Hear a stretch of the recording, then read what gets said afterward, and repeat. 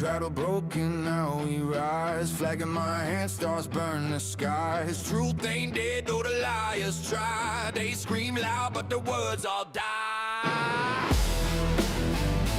Guys watching hands, praise to the throne. Freedom ain't free, blood built this home. Continue freedom, keep it alive. Red, white, blue, we bleed to survive. God bless the brave who fight and strive. Continue freedom, keep it alive. Land of the free, ain't bending the knee. Truth in my veins, it's all I see. Patriots roar, no fear in the fight. Continue freedom, stand in the light.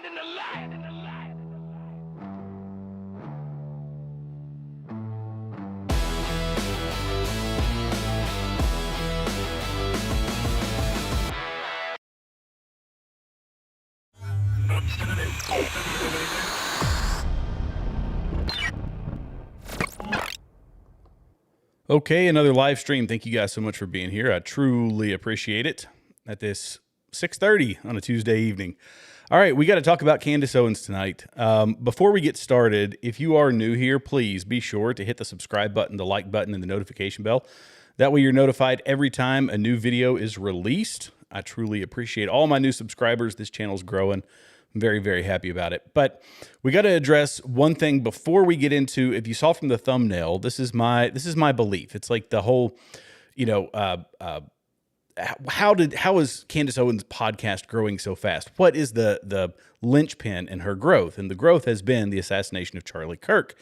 But I do not believe that it's simply around the assassination of Charlie Kirk. She has built a formula, which I'm going to show you, that has helped her climb to the top, and it's capitalizing on what has been for a long time the most popular format for podcasts, and that is true crime. And there's a whole structure. I went to AI and said, give me the layout for the structure of true crime podcasts, and we'll look at the Pew Research that shows how popular it's been, and that is what she's capitalizing on. It has nothing to do with the truth. She's not a journalist.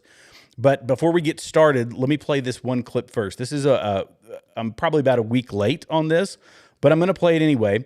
And I think this one was it might be from Milk Bar TV. If you guys haven't watched Milk Bar TV, be sure to check them out over on X. But basically, this is, let's see, let me make sure I got the right clip. Might have grabbed the wrong one. Let me see. No, I think I grabbed the right one. Saying that nothing in Charlie's life was real. It's just something that keeps me up at night. Just nothing in his life was real. Like everyone's just like, oh, let's just move on. Oh yeah, this is, by the way, I think I said this, but this is around her saying, well, I never said anything about Erica Kirk. Well, this is a great montage that explains otherwise. It's so crazy to want to figure out what happens. Let's just start issuing gag orders. And the way to honor him is to give money. I don't know. There's just something really sick and demonic about the entire thing. It's looking to me like the apparent plan was to assassinate Charlie Kirk, who had at long last faltered on the pro-Israel cause, okay, his words, not mine, and then to stage a hostile takeover of his brand and of his legacy. Turning Point USA, the conservative grassroots organization co-founded by Kirk, announcing his widow Erica will take over as the group's CEO. There's two things happening here. There's a widow, and then there is the chairman and the CEO, and she has assumed that role, okay? So criticisms pertaining to anything at Turning Point USA that are being directed at Erica are fair. Yeah, I'm putting the fire here right at the feet of Turning Point because I am disgusted. I am genuinely disgusted. I am looking around and wondering whether Charlie's entire life was the Truman Show. None of you guys are behaving in the way that you should be behaving. But I'm starting to think that the assassination of Charlie Kirk was something akin to a regicide, right? The assassination of a king to install a new ruler who the king would have never approved of. He left me a blueprint in all of his journals, but more so than that, I was his vault for literally everything. He shared everything with me, his vision, his dreams. In the event of his untimely death, like, you know, he just, in the third notebook, he was like, oh, and if I accidentally get shot on campus, here's what you should do. Call Erica, and then after you call Erica, come find this notebook. And in this notebook, you'll see that I am using adjectives like fantastic and heroic to describe Mikey McCoy. My husband's chief of staff, the amazing Mikey McCoy. Why are you doing that? Why do I feel like you're trying to program me? And if during this process of our imagination, common sense comes on and we're like, but wait, Charlie, wasn't he like a boy genius? He's a pretty bright kid. Wouldn't he have maybe formalized that succession plan outside of like a diary? Maybe call. So what I want to point out with this, and this is 4 minutes long, I'm not going to do the whole thing, but you get the idea. This is I believe it's demonic deception, and I'm not saying that squarely on Candace. I'm just saying that the devil is very influential, can be very influential to people. Power, fame, popularity, money, all of these things can be strong influences to people, and they can convince people to do horrible things. And Candace has allowed her ego to cash in on a genre of podcast that has been popular for a very, very long time. And that is the true crime. So granted, that video, obviously they put the ominous music and that sort of thing. But this is what prefaces every one of Candace's podcasts. Today is going to be a big day. What we are going to present in the Charlie Kirk investigation, she calls it an investigation. She's not an investigative reporter. She is a smut journalist, but nonetheless, not even a journalist. She's like a smut reporter. And it's going to change everything. That is not an exaggeration. Nothing will be the same. This was yesterday. What has changed? Has anything changed? No. She's gotten a few million more views, a few $100,000 more, maybe a few $1 million more. I don't know how much she's making off of her podcasts. But this is part of the formula that she has been following since this happened. And her podcast has spiked because of it. Give her kudos for being an effective communicator, right? But let's remember who one of the first people that she blamed for all of this. One of the first people was Charlie Kirk's security.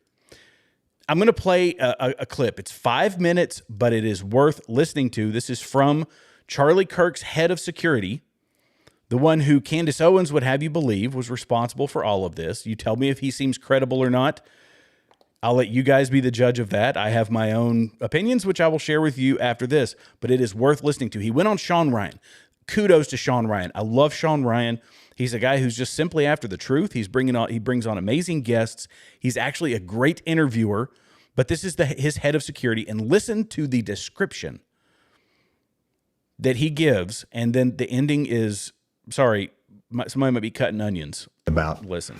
I don't know, less than 10 meters off to his right. And my area of responsibility, we had a lot of people coming up some staircases there, and it was starting to fill in.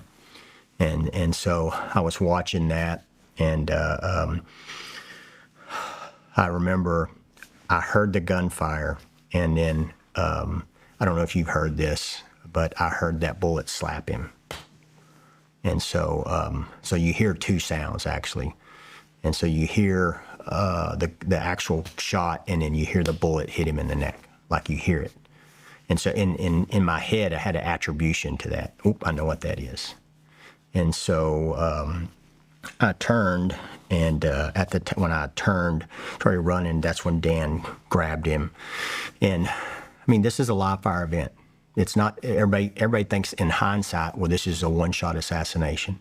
No, in our heads, there's You fire. don't know what that is. There's fire. There's more to come, right? And so Dan grabs Charlie, and then Who's Dan? Dan was the guy standing right next to Charlie when he got shot on the stage, and then I was to the right of Dan. Okay. And so he grabs him, and then I turn and see him start to the ground, but then I'm just thinking gunfire. And then he's leading to the ground because I'm on his right, where he was shot right here in the left of his neck. And so I jumped down on top of Charlie to cover him, because where we're at, it's concealment at best. It's a tabling with cloth on it, so it's not hard cover. Our guys are starting piling back in, and they're down, putting a human shield around him, but it's still just concealment. It's not cover. And so I initially dove down on top of him and just was on him almost face to face. And then when I was doing that, I went down, I could see the wound. And so I immediately shoved my hand into the wound to stop the bleeding, just trying to find the pressure. And it was coming out still. And I'm on top of him, like close. And it was still coming out enough that I guess it squirted through my fingers and I could taste it on my lips. And so I was like, man, this is a bad wound, right? And so I was just pushing that, and I don't know at that time. I know when you look at the clock, I was on him within 5 seconds and had my hands in him. And then I don't know when I put the first piece of medical on him. It was sometime after that, because I carry it right here, and that's why you carry it on you. You got to have it there. So, but then I remember pulling back away. And thinking, damn, this is bad. Like, it's coming out.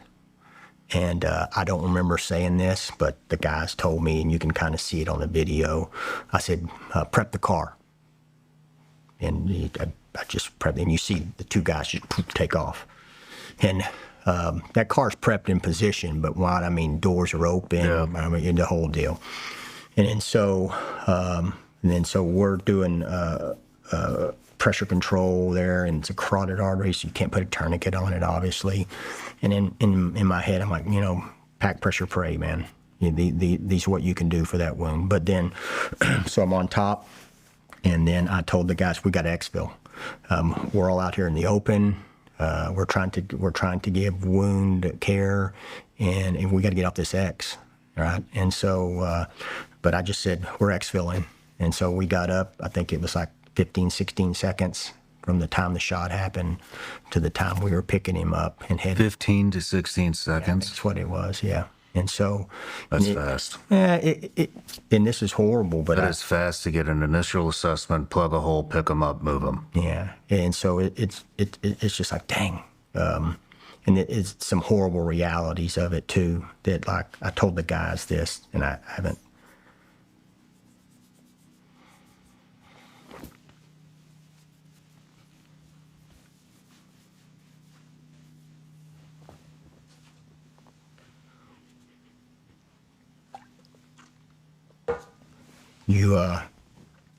When I jumped down on him, he had doll's eyes. And so I was like, man, these are wounds incompatible with life. You knew. Yeah. You want to take a break? Now, I have to ask you, does that sound like a guy that's in on this? Does it seem like a guy that wanted to see Charlie Kirk taken out? That's what Candace Owens has been pitching since the onset of all of this.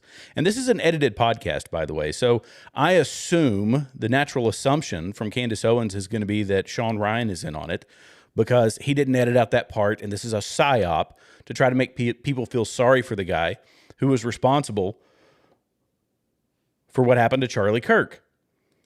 I'm making an assumption there, but I mean, what's the next logical step for her? She didn't say that. But she did say that these people did nothing. This was in her words. Here you go. Listen to this. This is Candace Owens talking about, recently, by the way, talking about Charlie's security. I will tell you, Charlie owned the security company.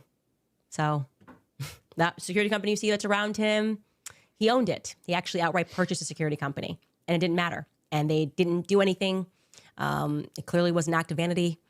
They should never be allowed to work again, because why would you not have, I mean, he's a sitting duck. The amount that he was paying for that security, for them to not check rooftops. And this was another piece of the interview. They had communications with the UVU police saying they had basically coordinated with them. The rooftop was supposed to be covered. They haven't come out and said anything about it. They've been, he was calling them cowards because he's like, I don't know why they haven't come out and said anything about this, but he showed the text messages. This was all coordinated. It was worked through.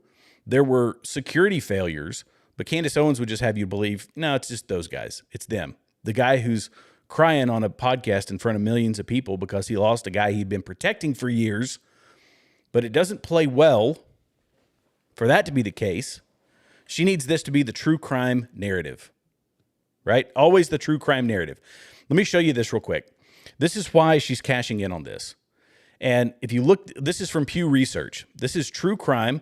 A quarter of top-ranked podcasts are about true crime. So 1/4 of the podcast world is about true crime, and this is what she is capitalizing on. I'm going to give you some stats because I don't listen to true crime, but these are kind of the hallmarks. She pulled this from AI, or I pulled this from AI. Dramatic cold opens. Starts with gripping teasers, 911 calls, the music, whatever it happens to be. I don't think she uses a lot of music, but she uses ominous tones in all of her text messages and the text messages of all of her lackeys. The host's signature catchphrase, something like, "This one's dark, guys," or, "Remember, lock your doors," is kind of what they use here. But for her, this is going to change everything. This is big. This is going to change it all, right? Extremely detailed victim timelines. Now, she does this with the Egyptian airplane. She's done this with the security, all of which have been debunked or proven to be nonsense. But nonetheless, this is what she walks her listeners through because they are getting their information from her. They aren't actually going out and doing their own research.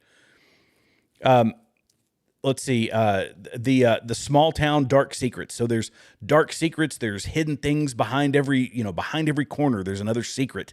There's another conspiracy. There's this person and that person, and throw out a name here, throw out a name there. Deep dive into the perpetrator's childhood. So they go back into obviously that's going to be part of all of this. Speculation and theorizing, especially in unsolved cases. Could it have been the husband? What if the police planted evidence?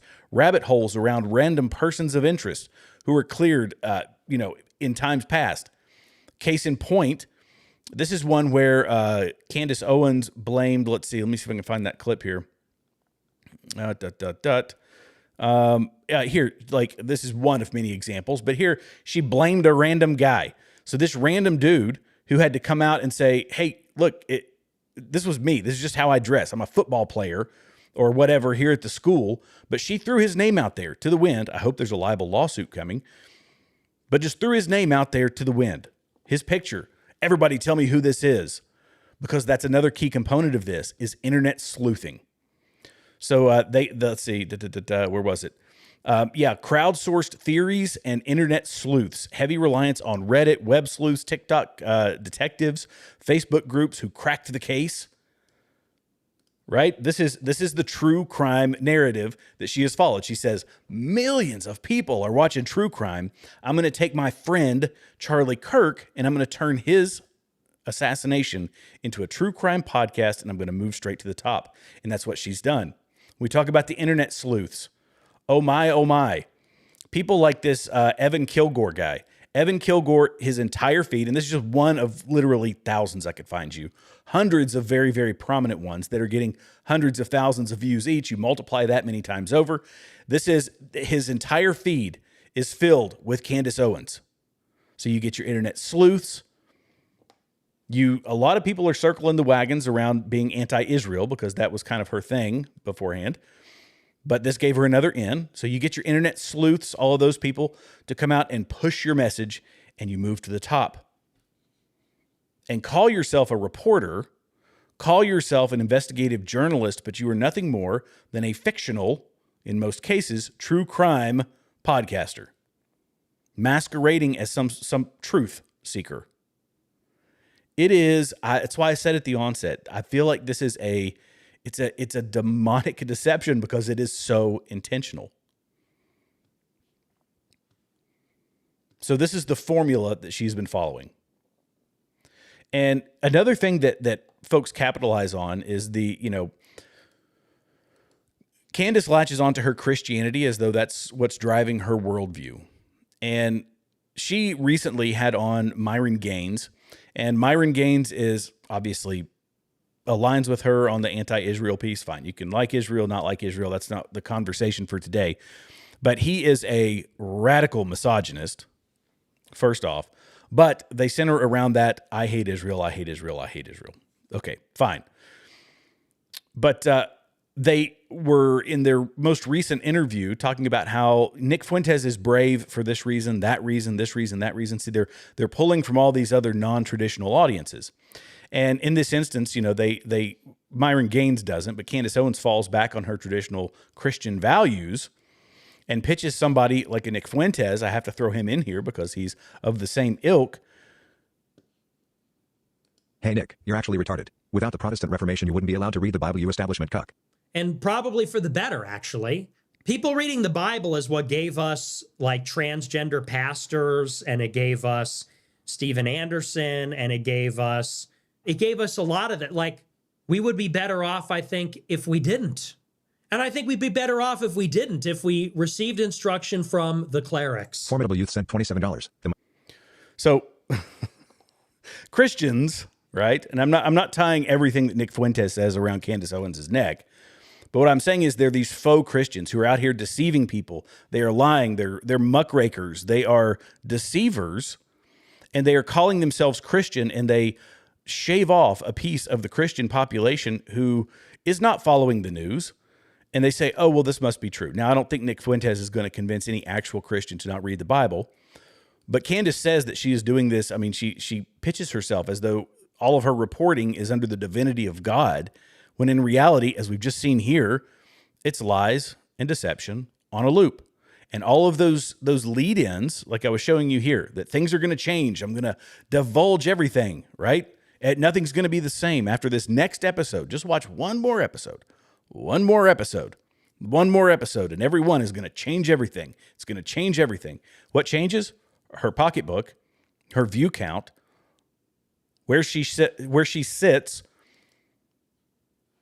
atop the podcast ladder. But she's saying that she's politics and government, but really she's true crime. It's a brilliant marketing tactic, but it is nothing to be taken seriously, because nothing changes. Every podcast, nothing changes. Absolutely nothing changes. Anybody else getting tired of it? I'm getting a little tired of it. Which is why I keep making shows about it. Good gracious, we have so many divisions right now over on the right. We have so many divisions amongst MAGA, and I'm gonna highlight Trump and MTG turning on one another. That's been interesting. I've talked about Tucker and his, foray into some really wild stuff. We'll get to that as well. But some people are saying, and I will say some people, we'll just say, those they people out there are saying that really this is the reason Candace is doing what she's doing. The reason she's muckraking over all of this is because of Trump. And I'm going to show you, this is a delusion, a level of delusion that is quite fascinating. Check this out. Israel had a chokehold on America since JFK. Yeah. Trump couldn't have predicted this awakening. Couldn't he flip? He should resent the Zionist mafia for blackmail. Trump is old. My investments matter less than legacy or his soul. I don't have to assign anything to Trump. I know that if I was at the end of my life, like in my 80s, as he is in his 80s, I would be caring deeply about the state of my soul. I don't know what's motivating him. I really don't know what's motivating him, or rather what's not motivating him to get to the bottom of this when the entire world knows that what we've been told is BS. Why isn't Trump calling me like I'm a side and we're like, let's figure this thing out, because Charlie loves Trump. So it really tells you that politics is fickle. You shouldn't have a lot of friends in politics.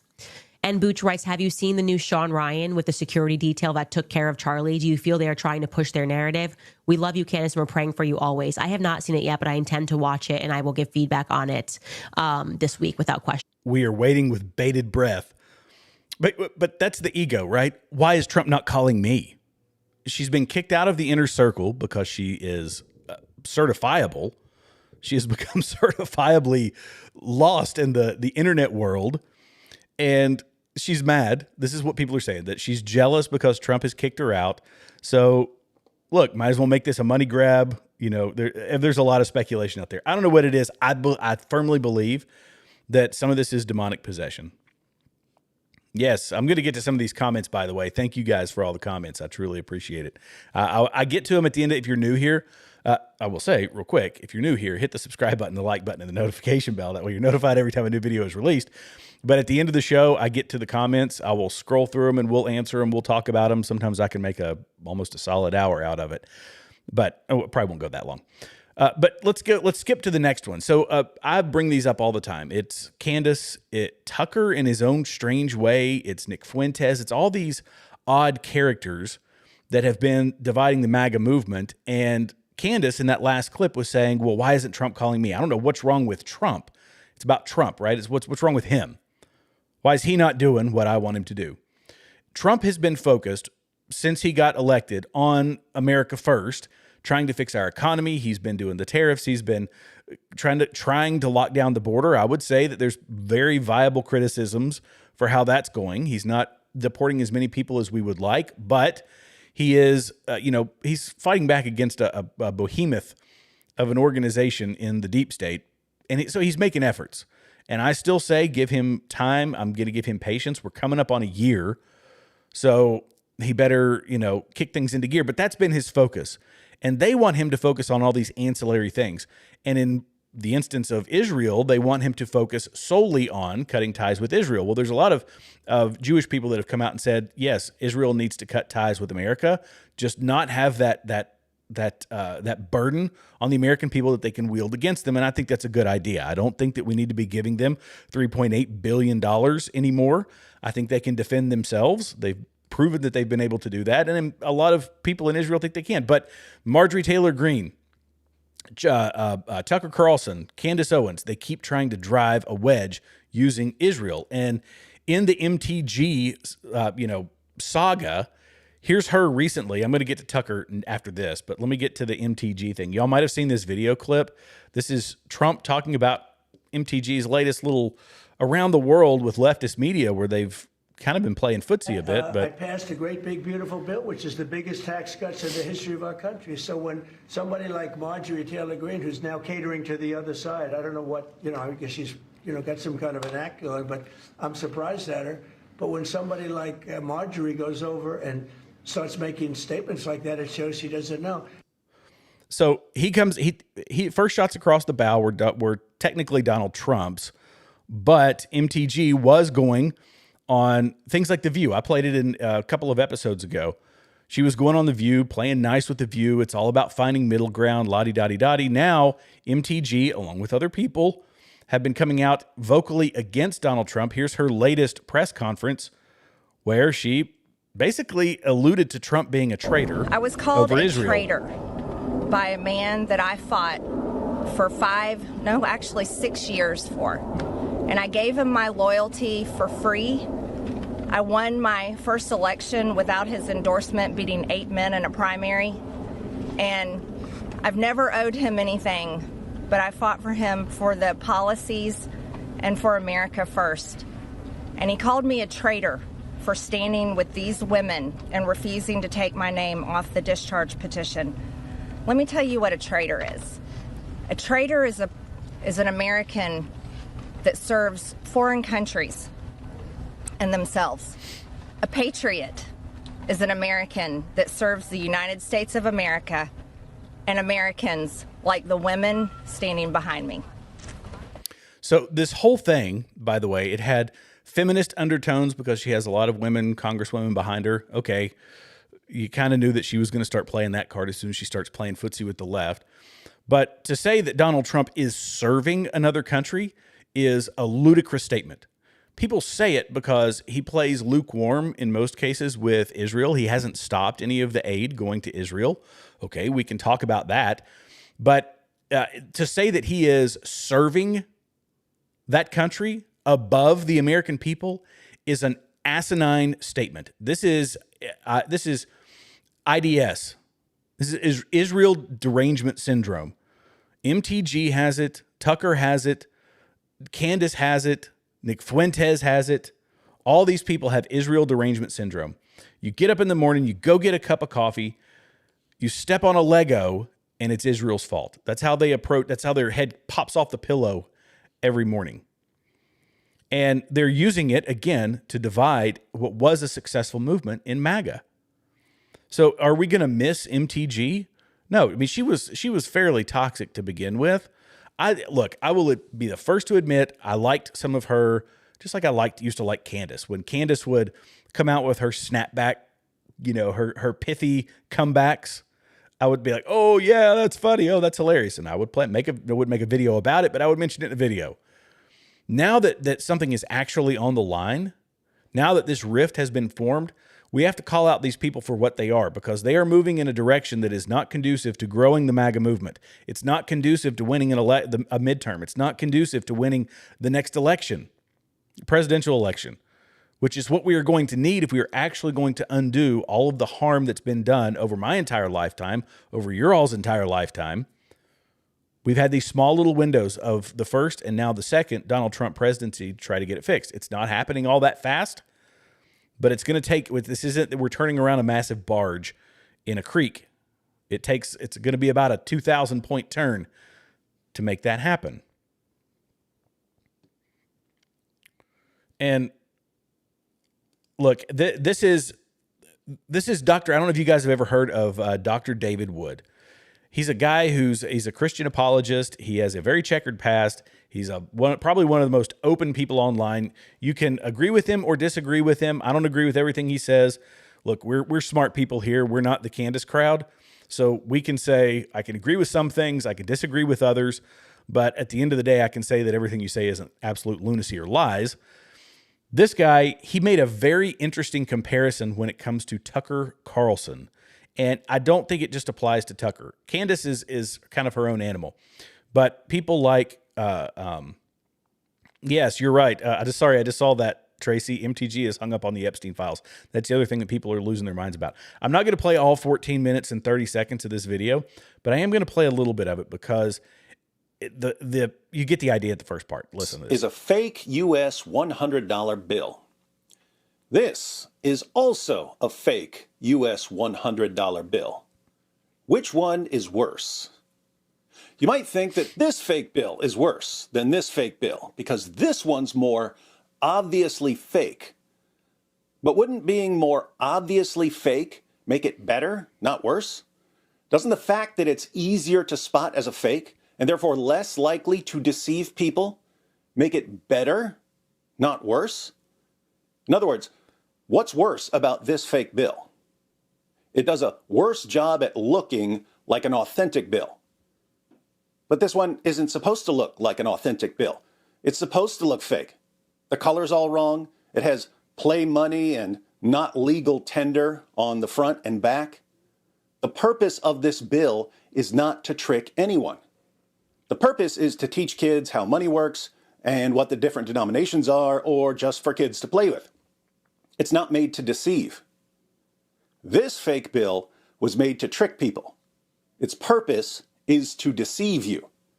And the interesting thing about counterfeits is that the more authentic they look, the more deceptive they are. The more authentic this fake bill looks, the more people it will deceive. Here's a related thought. The German philosopher Immanuel Kant said, "The only thing that's good without qualification is a good will." The only thing that's good without qualification is a good will. What does this mean?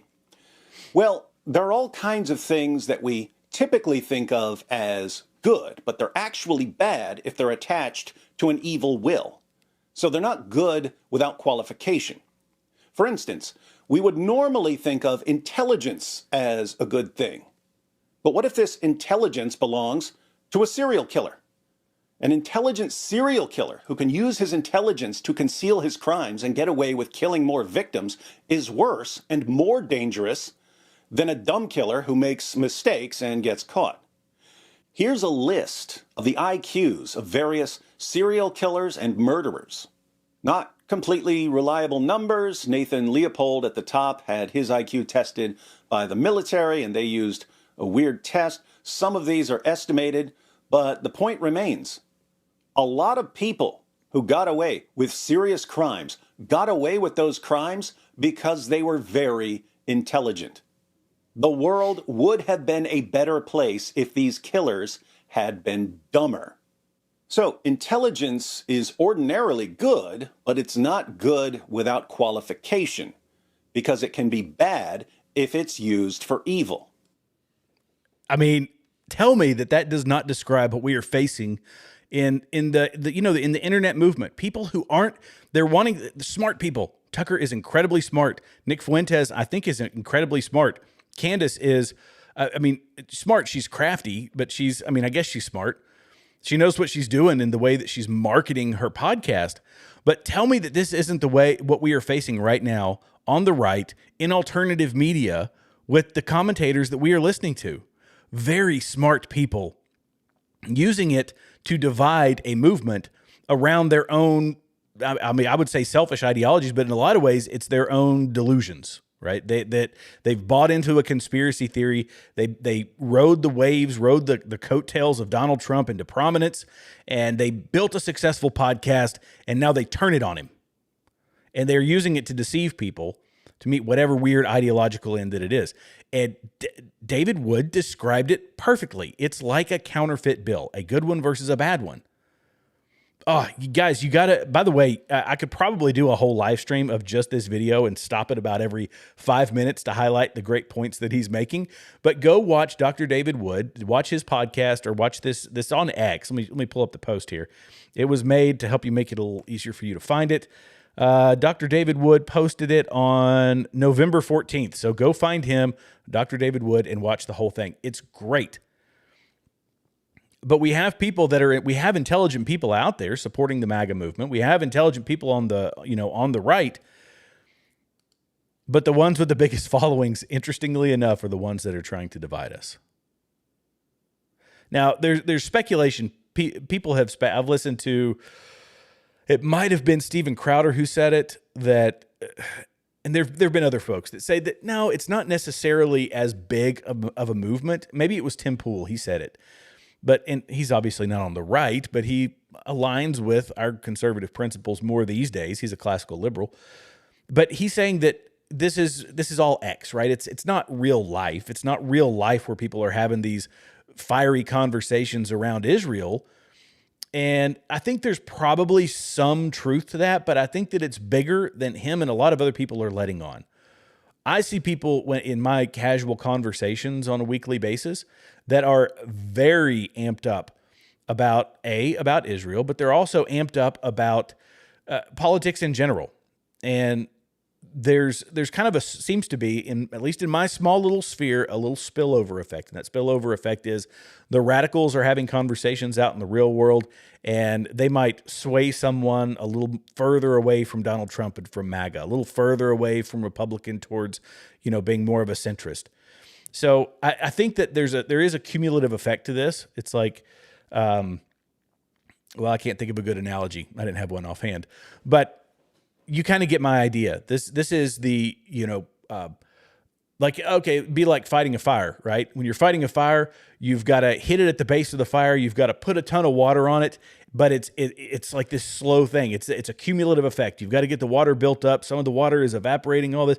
And then eventually you've still got smoldering that you have to control. That smoldering is still a risk, right? You can have a flashback, and my little brother's a firefighter, so he would probably kill me for butchering this analogy, but there's still a risk there, right? But that fire is causing ancillary damages to the houses to the left and the right. There's more to it than just Nick Fuentes is bad, Nick Fuentes is spreading hate, Candace is, Tucker is confusing a lot of people who thought he was this intellectual. Well, he is an intellectual, I guess, but he's deceiving people using his intellect, similar to what David Wood was talking about. So there's just a lot going on here, and it's not as simple as people like to make it out to be. But what can be simplified is that, as we've seen here, there are counterfeits on the Republican side. I believe Candace Owens, I'm certain Candace Owens is one of them, and as the #1 podcast in the world, she's the most prominent. But Tucker is... I have to play this video clip of Tucker.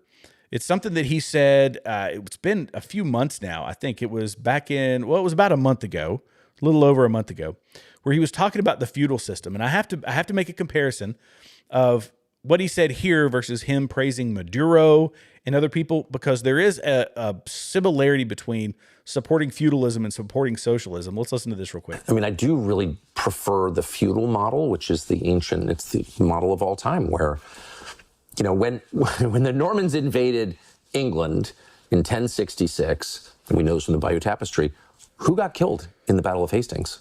King Harold. The king. Right. The English king was killed in the first battle. Why? Because he was leading his troops. He gets shot in the eye with an arrow. So if you have that, in a structure like that, a society like that, Say of sleazy gay people in Congress. Well, exactly. I mean, I don't think that, and I don't know if who you're talking about, but I don't think Lindsey Graham is like going to lead troops in battle. I just don't. I mean, feudalism is so much better than what we have now because at least in feudalism, the leader is vested in the prosperity of the people he rules. Right. Okay. Here's the similarity. Do you know who prefers feudal? If you were going to jump tomorrow into the feudal system, do you know who prefers that feudal system? Rich lords who don't want to be serfs. And who want serfs, right? They want people working for them. They want people beneath them. They want to maintain power. And just like rich people who speak of socialism with all this glowing praise, as a lot of them do, they know that when socialism takes root, the rich people stay rich. There are never any real losers among the upper class when socialism comes to play. Now, I'm not saying that Tucker Carlson is going to be able to successfully argue for feudalism in America, but he is arguing for a system. And he did it when he talked about socialism. He talked about, I get it. They're socialists down in Venezuela. But, look at how much they don't like transgenderism or how much they don't like, they don't allow gay marriage, whatever. How he said that Sharia law isn't all that bad. He is in a very back-ended way, it's not even a back-ended way, but in his casual way of delivering his argument, he is siding with socialism, feudalism, Sharia law, all authoritarian systems who, when they take place or take root, the rich people stay rich, the middle class get poor, and the poor stay poor. That's how it works. So this is why rich people like Tucker, who is independently wealthy, all this, they usually make terrible representatives for the working people, which is how Tucker has pitched himself. He put on some plaid shirts. He put on a vest. He started fly fishing. He says he loves pheasant hunting, whatever. I'm sure he's got some hounds with some expensive things that the good old boys in East Tennessee shooting doves don't have. Some of them do. But yeah, he is a wealthy person who who pitched himself in a deceptive way as the representative of the working people. Yet here recently, he has been supporting authoritarianism that does nothing but quash the working class. And so the only wealthy people that I believe are fair representatives of the working class are people who came from nothing and became successful. Now, I'm sure Tucker Carlson, I'm not saying that he hasn't worked hard and made sacrifices to make his money. My understanding was before he was even a reporter, he was independently wealthy from his father. But I know a guy who is a very, very prosperous man, and he came from nothing. He worked his backside off. He is a prosperous person now, but he's still working all the time. He wears Wrangler jeans. He drives a pickup truck. He's working his butt off every day. That's a proper wealthy representative of the working class. Tucker Carlson, who spent his life in Washington, D.C., the very place that he says he hates, he just can't seem to detach himself from. He's a very poor representative. And I thought initially, I bought into it. Because the arguments he was making were great. And you could see him slowly shift over time into the same deception that Candace Owens has, the same deception that I believe Marjorie Taylor Greene is moving towards. It's really, really wild. Okay, lots of comments here. I'm going to get to some comments. Let's do that. I don't think I've got anything else. I might have missed something. Oh, I am going to play one more. One more for you guys. This is Dinesh D'Souza. I do like Dinesh. Yeah, his movies are great. I will admit, if you guys have watched any of his movies, hit me up down in the comments and let me know. But this is Dinesh D'Souza talking about how Tucker delivers things, and I think it summed it up perfectly.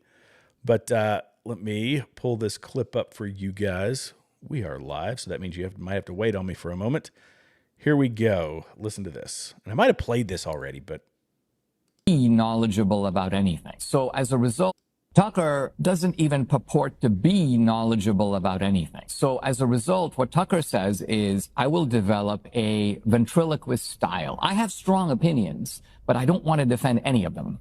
So I will set up a structure in which I bring in sources, often rather dubious sources, people you've never heard of. The nun with the mustache, some disgraced academic. And what I'll do is I will ask sort of leading questions in which is embedded an answer. my answer, but framed as a question. You then will blurt out the obvious implications of the question, giving me the answer I expected, but I will pretend to be thunderstruck by it. It's an epiphany. It's a new revelation. People have been suppressing this kind of thinking for decades. So this is a shtick. It's a different shtick than Candace. Candace's shtick is the Candace Intelligence Agency. I'm like the world's greatest detective. You know, I'm the Pink Panther of my time. I'm deputizing all my viewers also to be detectives. Feed me information. We're going to crack the case. So to me, this is like an intellectual embarrassment because all my life I've been an iconoclast. I will take on ideas and I will try to dismantle them, but not in this way. My ideas are things like this. The Dixiecrats all became Republicans. And my strategy of challenging that is I go make an inventory of the 200 Dixiecrats. I put them up on a movie screen and I say, all right, I'm now going to show you through a movement of the mouse which of these 200 Dixiecrats became Republicans. Answer 2. So did the Dixiecrats as a group become Republicans? No. There's the empirical evidence right there on the screen. You can check it out, for yourself. So when I see this almost parody of investigation, parody of scholarship, it's very unnerving. And I think that's Dinesh does a very good job. He does a very good job of explaining that stuff. But a lot of the things he was hitting on there are what I was talking about early on. Although it's not the being, a pseudo intellectual, it is building a narrative that is entertaining, which is what Candace has done, that mimics a true crime podcast, which is the most popular type of podcast and has been for many years in the world. 25% of all podcast viewership is true crime. Let's make something that's entertaining for the people. Doesn't have to be factual. All that matters is the money, because I've been accusing a lady of being a man for such a long time that now I have a lawsuit that I have to pay for. I'm getting the comments that I have a lawsuit I have to pay for. So let's rake in some money because my husband won't open up his $250 million portfolio. So says Candace Owens in my mind. Okay. Let's see. Yes. Let's see. Comments. Oh gosh. This is, yeah. Okay. Andrew Tate, defending Andrew Tate. It's another thing. Nick Fuentes as some symbol of masculinity. Andrew Tate as some acceptable form of masculinity. I think all of that it's quite disgusting. It's deplorable to take a guy who ran cam girls, took over their social media accounts and made them perform on camera for money that he took from them. I mean, the guy that's exactly the word. He is a pimp. That's what Andrew Tate is. And they throw him up there. Candace does. She loves him because her husband is very, very close friends with Andrew Tate. So she platforms him all the time. And, whatever. Yeah, it's disgusting. Let's see. This, not people reading the Bible, it's people corrupting the Bible. This is true. And this is one of the things that Martin Luther and other, Protestants were trying to get away from. The days were, back in the day, it was read in Latin, and it's similar to the mosques that you find in, or was similar to the mosques that you find in the Middle East, where people are illiterate, so it's just the imam that gives you the message, and they say, this is what it says, and this is why you should go do it. The corrupting of the word is something that was a criticism of the Catholic Church way back in the day. But I don't understand today, in this day and age, with the literacy rates that they are, why you would advocate for people not reading the Bible and say that, well, people reading the Bible is what got us all of these problems. No, it's people not being able to read the Bible and having it controlled by a minuscule elite. That's what caused more problems. That's what led to the selling of indulgences. That's what built St. Peter's Basilica. Selling of indulgences so that you can buy people out of purgatory. And then they build huge cathedrals and churches in their name. Anyway, let's see. Yes, this is true. I think I highlighted this before. But MTG, a lot of people are hung up on the Epstein files. I have my own critiques in full transparency, I have plenty of critiques about the Epstein files. I don't think they have been released as quickly as they should have. I know that there was a vote that was being held today. I think it was today, or was it yesterday? It might have been today. I clicked on the live, and most people were no votes. So there were only 60 people that showed up to vote. I think when I looked at it, there were 62 that had voted, and those 62 were Republicans, and they voted yay for the list to be released. But most people were no votes. I have problems with it. Mike Johnson, I also believe I saw a clip of Mike Johnson coming out saying, let's see, I need to put this back up so everybody knows what I'm talking about, that Mike Johnson was concerned about the security implications of the Epstein list. I get that it is somewhat delicate of a situation. The internet sleuths, the Candace Owenses of the world, they want to have all the classified information, 100% of it released to the public. But we also have to understand the collateral damage of somebody being in the books, being in the list, being somewhere, at some particular time. And while they were in the vicinity of something they may or may not have known was going on, they are now implicated in the court of public opinion, and their careers are ruined, that the business is ruined, that they might be running, or whatever it happens to be. So there's second and third order effects of just cutting it all loose. But they certainly haven't made nearly enough progress. That I will agree with. Oh, yes. So David Wood, when him and AP, and I think, Megan J, you made the comment as well that AP and DW are awesome. I do enjoy listening to them. AP is he calls himself Apostate Prophet. That's his name on X and YouTube. But AP and DW is a YouTube channel. They go very hard against radical Islam, and I believe that AP used to be a Muslim, so he's very well versed in the Quran. But he's now an Orthodox Christian, and their programming is great. They do a really, really, really good job of pushing back against radical Islam. So, yeah, here it is, Megan, AP and DW. That's it. So go check out their shameless plug for their YouTube channel. Obviously, they don't have no idea who I am. But let's see. Yes, now this one, I just watched David Wood. I guess he had a video recently where he confessed some stuff. I'm not going to, say it out loud, but he confessed some stuff that he did back when he was 18 before he went to prison. His story is fascinating. I never knew his backstory. I just listened to his apologetics, RE, the Bible versus Islam. But he talked about some things that he did when he was 18 before he went to prison. Like I say, he was a very violent person. He was out on bail. And he confessed it to the entire world for la-di-da-di everybody to hear. And it's wildly respectable for somebody to do that because you don't have to. Oh, hey, Jen, sorry. This is a rapid change of subject. Jen, so yes, that's my song. Actually, I didn't sing it, but I had that song made. I'm glad you like it. I truly appreciate that. Let's see.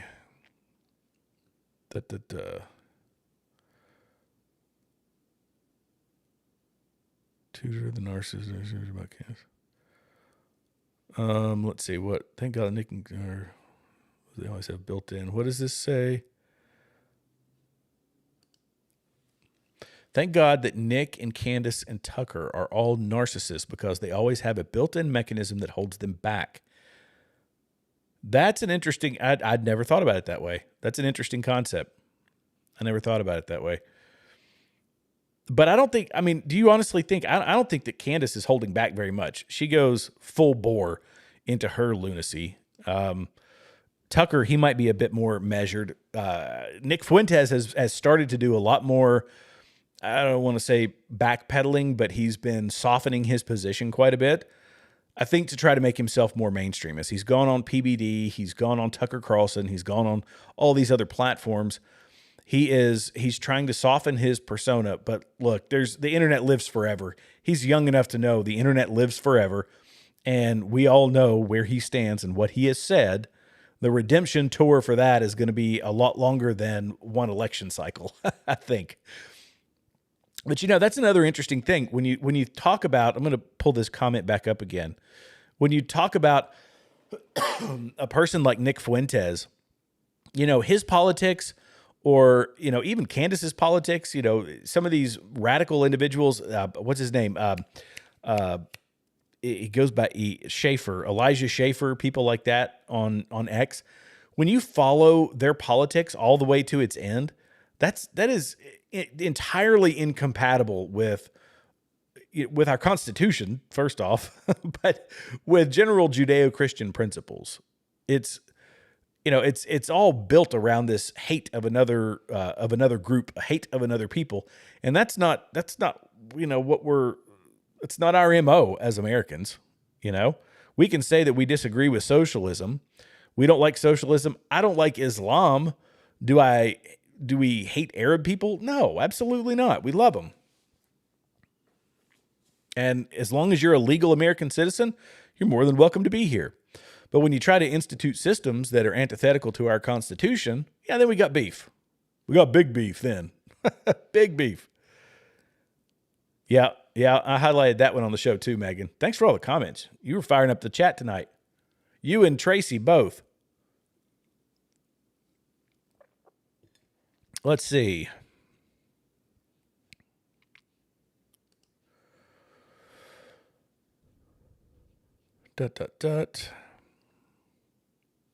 Yeah.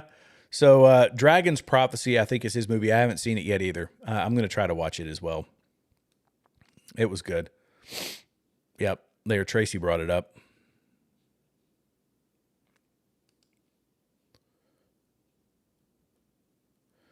Let's see.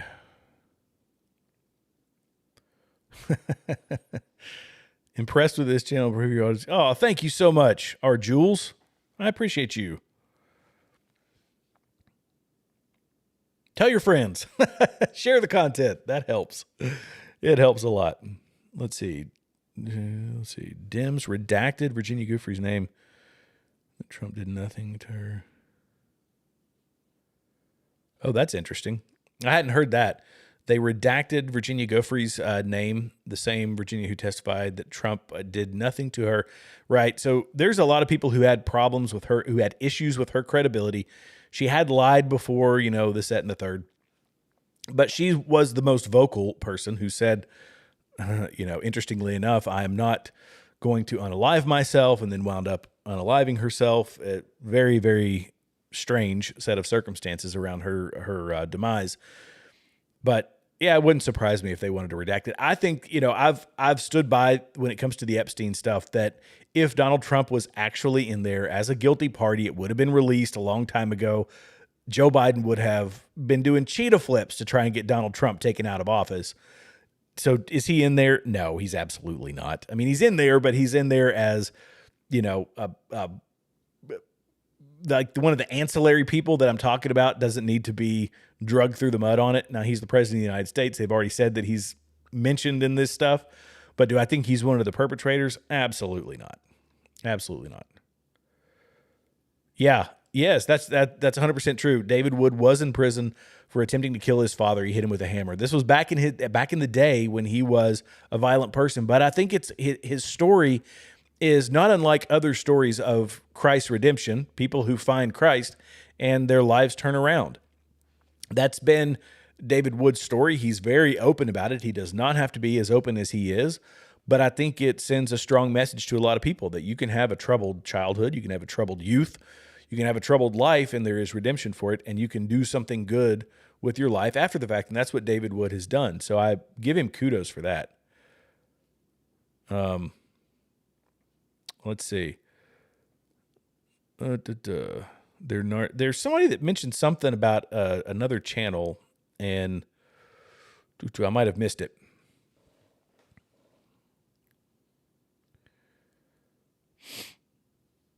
Okay, there you go.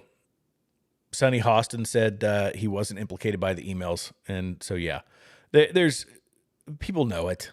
They know, most people do.